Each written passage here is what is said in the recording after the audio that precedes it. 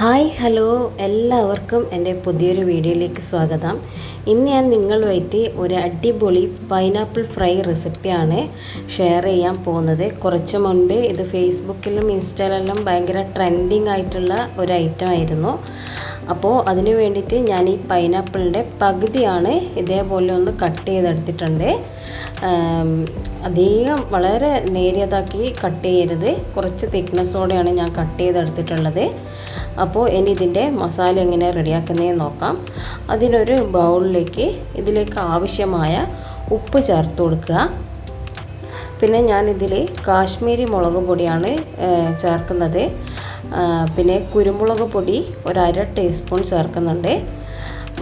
കാശ്മീരി മുളക് ചേർക്കുന്നത് കുട്ടികൾക്കൊക്കെ കൊടുക്കുമ്പോൾ സാധാരണ മുളക് പൊടിയാണെങ്കിൽ കഴിക്കാൻ കുറച്ച് ബുദ്ധിമുട്ടായിരിക്കും. അപ്പോൾ കാശ്മീരി ആകുമ്പോൾ അത്ര പ്രശ്നം ഉണ്ടാവില്ല. ഞാനൊരു 1 ടേബിൾ സ്പൂണ് കാശ്മീരി മുളക് എടുത്തിട്ടുണ്ട്. അപ്പോൾ ഇത് നന്നായി ഒന്ന് മിക്സ് ചെയ്തെടുക്കാം.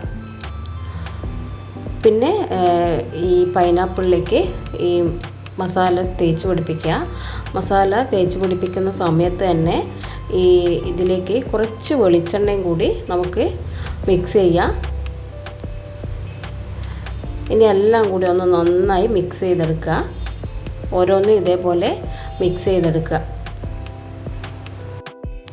ഇപ്പം ഞാൻ കട്ട് ചെയ്ത എല്ലാ പൈനാപ്പിളിലും മസാല നല്ലോണം തേച്ച് പിടിപ്പിച്ചിട്ടുണ്ട്. ഇനി ഇത് റെസ്റ്റ് ചെയ്യാനൊന്നും വെക്കണ്ട, ഫ്രൈ ചെയ്തെടുക്കുക. ലോ ഫ്ലെയിമിലിട്ടിട്ട് വെളിച്ചെണ്ണ തന്നെയാണ് ഞാൻ ഒഴിച്ചിട്ടുള്ളത്. ഇതൊന്ന് ഫ്രൈ ചെയ്തെടുക്കുക. 2 സൈഡും ചെറുതായിട്ടൊന്ന് ഫ്രൈ ചെയ്തെടുക്കുക. തീ കൂട്ടി വെക്കണ്ട, ചിലപ്പോൾ കരിഞ്ഞ് പോയാൽ ഇത് ഫ്ലോപ്പായി പോകും. അതുകൊണ്ട് ലോ ഫ്ലെയിമിൽ തന്നെ ഇട്ടിട്ട് ഫ്രൈ ചെയ്തെടുക്കുക.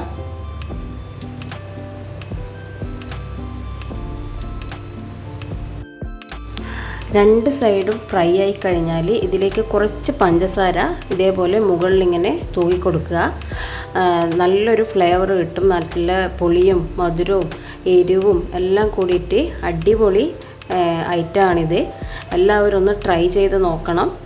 ഇതുവരെ ട്രൈ ചെയ്യാത്തവരാണെങ്കിൽ എന്തായാലും ഇഷ്ടപ്പെടും. പിന്നെ അപ്പോൾ എൻ്റെ ഈ 2 സൈഡും ഫ്രൈ ആയി കിട്ടിയിട്ടുണ്ട്. ഇനി ഇതൊരു വേറെ പാത്രത്തിലേക്ക് മാറ്റി കൊടുക്കുക. അപ്പോൾ ഞാൻ പൈനാപ്പിളൊക്കെ വേറൊരു പാത്രത്തിലേക്ക് മാറ്റി കൊടുത്തിട്ടുണ്ട്. ഈ റെസിപ്പി നിങ്ങൾക്ക് ഇഷ്ടപ്പെട്ടെങ്കിൽ എന്തായാലും ഒരിക്കലെങ്കിലും ട്രൈ ചെയ്ത് നോക്കണം. വളരെ ടേസ്റ്റി ആയിട്ടുള്ള ഒരു ഐറ്റമാണിത്. എല്ലാവർക്കും ഇഷ്ടപ്പെടും. എൻ്റെ ഈ റെസിപ്പി ഇഷ്ടപ്പെട്ടെങ്കിൽ ചാനൽ ലൈക്ക് ചെയ്യുക, കമൻറ്റ് ചെയ്യുക, സബ്സ്ക്രൈബ് ചെയ്യുക. അപ്പോൾ thank you for watching. By.